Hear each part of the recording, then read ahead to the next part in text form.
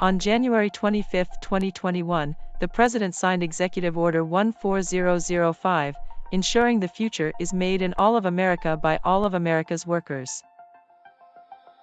This EO contemplated a series of actions to enable the federal government to maximize the use of goods, products, and materials produced in the U.S. in order to strengthen and diversify domestic supplier bases and create new opportunities for U.S. firms and workers. On March 7, 2022, FAR Final Rule 2021-008 was published, which included substantial changes to the implementation of the Buy American statute. The rule became effective on October 25, 2022, and included three major changes. First, it increased the domestic content threshold. To be considered a domestic end product, an item must meet both parts of a two-part test.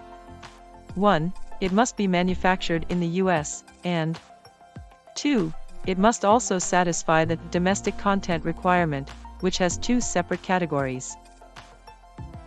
Category 1, products made predominantly or wholly of iron or steel. Foreign iron/steel must be less than 5% of the total cost of all the components of the end product, unless the manufactured product is a commercially available off-the-shelf fastener. Category 2, non-iron or steel manufactured products. The cost of domestic components must now exceed 60% of the total component cost, unless the manufactured product is a commercially available off-the-shelf product.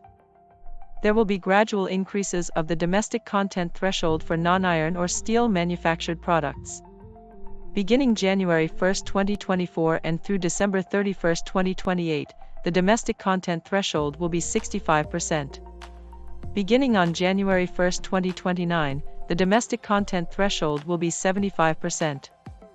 When the increase goes into effect, contractors will be required to comply with each increased threshold for the items in the year of delivery unless a Senior Procurement Executive (SPE) allows the application of an alternate domestic content test.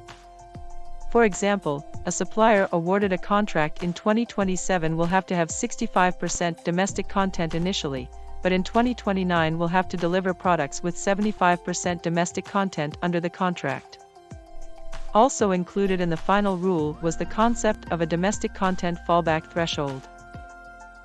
The domestic content fallback threshold would allow certain products to meet a 55% threshold under certain circumstances.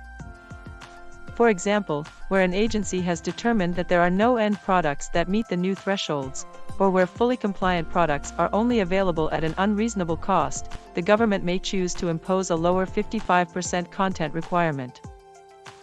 For example, if a domestic end product that exceeds the 60% domestic content threshold is determined to have an unreasonable cost after the application of an evaluation price preference, then, for evaluation purposes, the government could apply the fallback threshold of 55%, and a product that exceeds 55% domestic content could also be considered a domestic end product for evaluation purposes.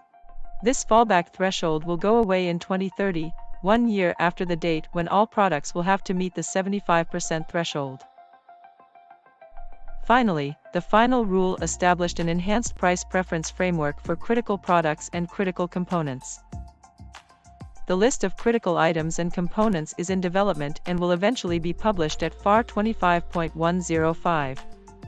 End product or construction material that is considered a critical item or includes critical components will use the standard price preference evaluation factor plus an additional price preference during the evaluation of price reasonableness.